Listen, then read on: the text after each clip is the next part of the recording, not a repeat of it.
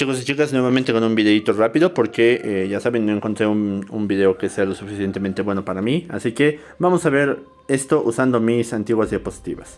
Empecemos entonces hablando de lo siguiente. Hoy vamos a hablar sobre las cruzadas y los problemas que hubo entre la iglesia y los reyes. Pero primero hay que ver la situación de ambos lados. Primero de los musulmanes y luego de los cristianos. Hablemos entonces de los musulmanes. Ya habíamos visto que con los abasís el territorio de los musulmanes se empezó a dividir. Bien, ya no había un califato unificado. Empezaron a dividirse entre varios califatos. Bien, aquí podemos ver justamente algunos de esos territorios.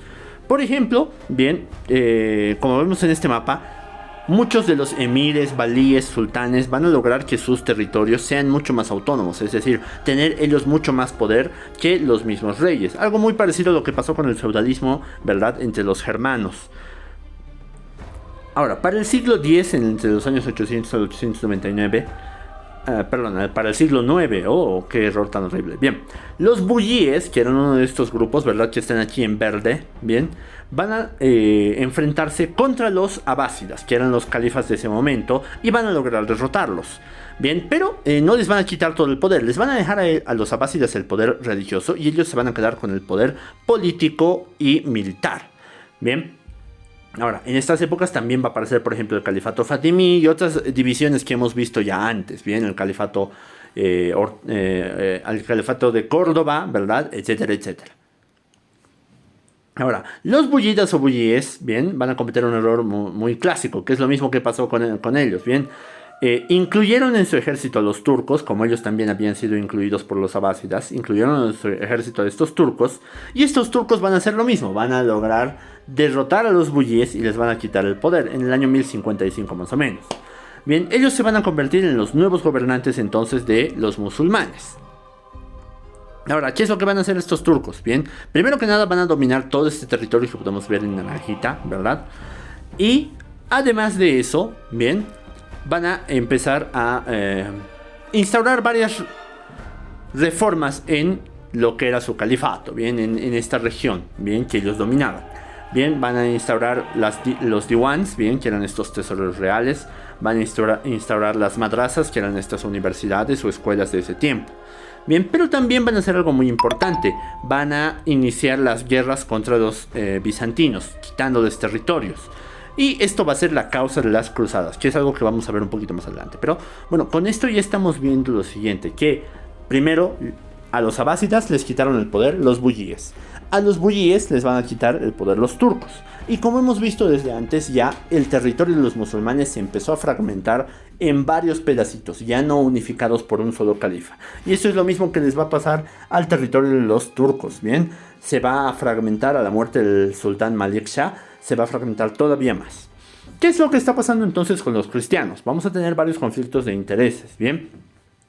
Recordemos que, ¿se acuerdan de la pirámide, verdad, que habíamos visto en la anterior clase? Bien, esa pirámide social. Los religiosos también tenían mucho poder gracias a la feudalización. Bien, muchos, si bien había mucho conflicto, verdad, entre los papas y entre el papa y el patriarca de Constantinopla, también empezó a haber problemas con los reinos, bien, con los reinos germanos especialmente. Bien, ¿qué es lo que vamos a ver aquí? Justamente la querella de las investiduras. ¿Qué es esta querella de las investiduras? Es básicamente cuando hubo este conflicto entre el Papa y los reyes germanos sobre quién debía nombrar a los obispos. ¿Por qué? Los obispos eran parte del llamado alto clero. Este alto clero eran básicamente personas con mucho poder. Tenían básicamente a su cargo feudos. Bien, y estos feudos eran necesarios para tener la estabilidad política en los reinos germanos. Por lo tanto, lo que hace este papa, que es Gregorio VII, es mandar que solo el papa podía investir a estos eclesiásticos.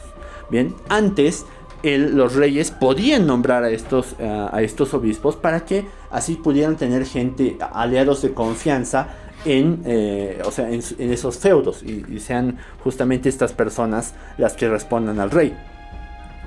Obviamente lo que buscaba el papa con esto era obtener poder político.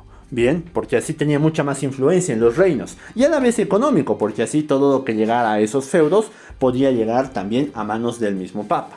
Ya había hecho este señor algo muy interesante justamente para obtener poder económico, desde esta época es que hay, ¿verdad?, el voto del celibato para los sacerdotes. ¿Por qué? Porque era básicamente una estrategia para que, si digamos un sacerdote moría, toda su herencia no iba a pasar a ninguna familia, sino que iba a pasar directo a las arcas de la iglesia. Bien, con todo este problema, Enrique IV, que era un rey germano, bien, lo que va a hacer es desobedecer al Papa, bien, él solito va a nombrar a sus obispos y va a ser excomulgado. Con esto, obviamente, se ganó un enemigo. Ahora, como se pelearon, básicamente van a tener luego su reconciliación.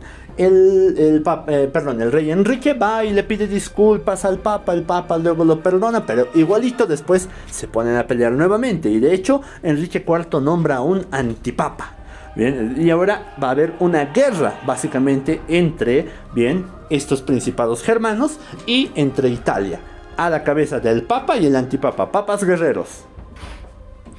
Nuevamente lo excomulgan, vuelven a pelear y al final hasta 1122 no lo arreglan si no es con obviamente un documento, el Concordato de Worms. Pero bueno, lo importante es eso, justamente la pelea que hubo entre los reyes y el Papa para ver quién nombraba a los obispos, que eran personas que tenían mucho poder dentro de los feudos de los reinos germanos. Ahora, además de esto van a aparecer también las herejías, es decir, estas creencias que no son del todo iguales a lo que pronuncia, ¿verdad?, el Papa o la cabeza de la Iglesia Católica. ¿Qué es lo que hicieron entonces la Iglesia Cristiano-Católica con estas herejías? Crearon la Inquisición para evitarlos, ¿bien? Y así tener un único dogma. Es decir, que había mucha gente que creía en muchas cosas y buscaron evitar que hubiera esa gente. La Inquisición, por un lado, controlaba y vigilaba, bien, es básicamente que nadie se salga del dogma que había dictado la Iglesia. Pero también, por otro lado, juzgaban e incluso castigaban. Aquí es donde aparecen justamente estos juicios de la Inquisición y la tortura ven, estos instrumentos de tortura que ellos utilizaban contra aquellos que se negaban a obedecer a la Iglesia. Con todo este panorama lo que estamos viendo es que, por un lado, los cristianos estaban metidos en estas peleas por ver quién tenía más autoridad, si los reyes, los papas, los señores feudales, etcétera, etcétera, estaban peleándose por autoridad. Por otro lado, los musulmanes se habían empezado a dividir, pero los turcos empezaron a dominar, por ejemplo, toda esta región de Egipto y Palestina.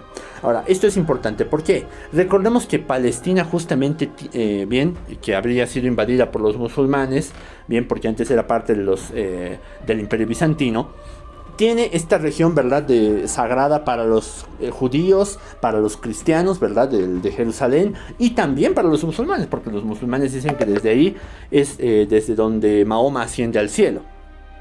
¿Qué es lo que pasa? Pues, en el año 1095, Alejo I, que era emperador bizantino, le pide ayuda al Papa de Roma, Urbano II, ¿para qué? Para evitar más de estas invasiones de los musulmanes, ¿bien? Y había un problema, que algunas caravanas de los cristianos que iban básicamente a visitar Jerusalén, peregrinaban hasta Jerusalén, habían sido atacadas por los turcos, porque los turcos no eran tan tolerantes con los cristianos, judíos y zoroastristas como antes lo eran los árabes, ¿bien? Entonces, Urbano II vio la oportunidad, llama a un concilio, el concilio de Clermont, y ¿qué es lo que hace? Básicamente los convence de ir a matar musulmanes, bien, con la promesa de que si lo hacían, les iban a perdonar los pecados. O sea, no sé, habías matado a alguien, ¿quieres que te perdonen por tus pecados? Pues ve y mata a otra persona. Nada lógico este señor. Bien.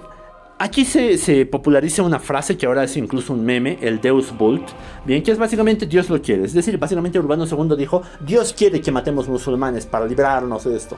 Ahí da él su motivo para iniciar estas guerras. Pero obviamente el motivo no era tan simple, bien. Se dice que era una guerra contra los enemigos de Dios, pero en realidad era mucho más una guerra para lograr control político y económico de la región. Bien, lograr control político, es decir, establecer reinos. Económico, lograr obtener riquezas de esos reinos que van a establecer en esas tierras, bien. Y obviamente está ahí también el deseo del Papa de dominar más la región del Oriente, que estaba bajo el patriarca de Constantinopla, bien. Y por el otro lado, los príncipes, ¿verdad?, vieron igualmente, los príncipes y reyes de los reinos germanos, todos los demás, vieron justamente lo conveniente, podían ir, saquear estos lugares y obtener poder político además. Hubo 8 cruzadas, bien, aquí podemos ver un mapa de hacia dónde fueron. Si se fijan, casi todas van hacia Jerusalén, todas las demás, y algunas otras sí se desviaron, eso lo vamos a ver pronto. No vamos a nombrarlas toditas, pero sí vamos a verlas así muy rapidito, no vamos a verlas en detalle. La primera cruzada fue una de las exitosas. Solo hubieron 2 cruzadas exitosas. La primera, cruzada entre 1095 al 99, bien, va a lograr conquistar Jerusalén, bien, pero después de masacrar a toda la gente que había en el lugar.